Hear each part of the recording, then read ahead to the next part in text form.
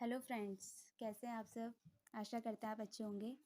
पहली वीडियो हमने रीतिकाल पे बनाई थी, जिस वीडियो का लिंक मैं आपको डिस्क्रिप्शन में दे दूंगी। आप उसके बारे में देख सकते हैं। इससे पहले हमने आपको रीतिकाल के बारे में बताया था। आज हम बात करेंगे आधुनिक काल की।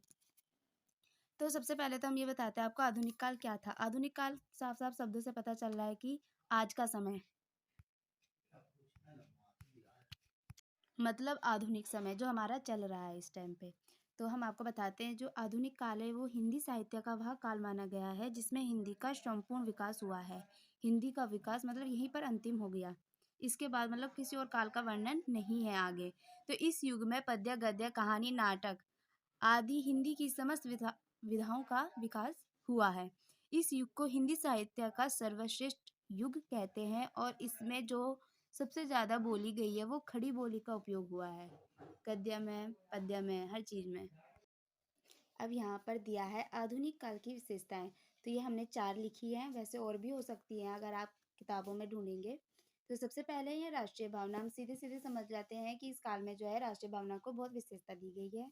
दूसरा है नारी गौरव में। आपको पता है आधुनिक समय में बेटियों को कितना प्रोत्साहित किया जा रहा है। और प्रकृति का चित्रण और खड़ी बोली। आप बाकी हेडिंग देखो मेन होती है, अंदर आप कुछ भी लिखो। ऐसे भी नहीं कि कुछ भी लिख के आ जाओ, पर उससे रिलेटेड मतलब देखो राष्ट्रीय भावना है तो साफ सीधे है कि मतलब 19वीं शताब्दी के साथ ही भारतवर्ष में स्वतंत्रता के लिए आंदोलन होने लगे थे। उस टाइम पे हमारे देश में आंदोलन हो रहे थे आज़ादी के लिए, जिसमें महत्वपूर्ण बुद्धिजीवियों का प्रेरित और प्रभावित होना स्वाभाविक था। उनका मतलब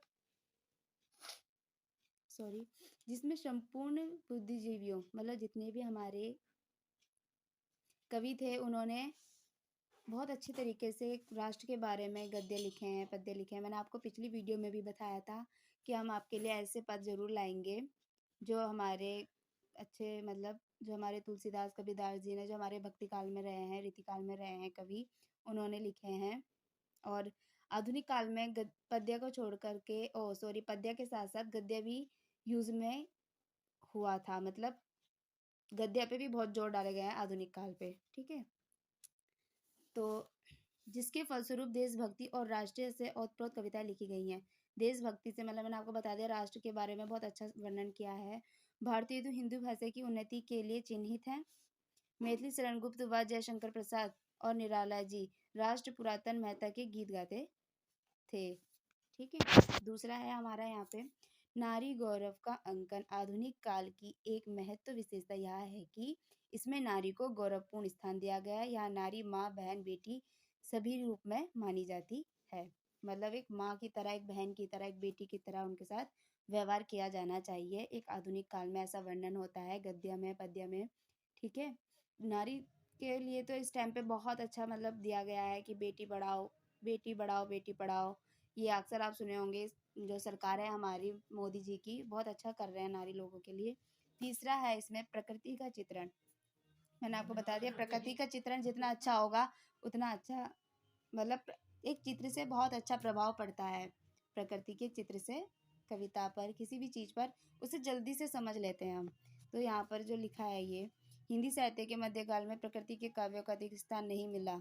भक्ति काल के संतों के पास प्रकृति का कोई उपयोग नहीं था, केवल उपदेश देने के अतिरिक्त, और रीति काल में वह उद्दीपन रूप में ही आ सके। आधुनिक काल में वेदी युग से ही प्रकृति का आलम्बन रूप में प्रस्तुत किया जाने लगा और छायावादी कवियों ने वो उसके सूक्ष्म चित्र अंकित किए। मतलब ज़्यादा नहीं है इसमें आधुनिक काल में प्रकृति का, कम ही है पर है थोड़ा बहुत।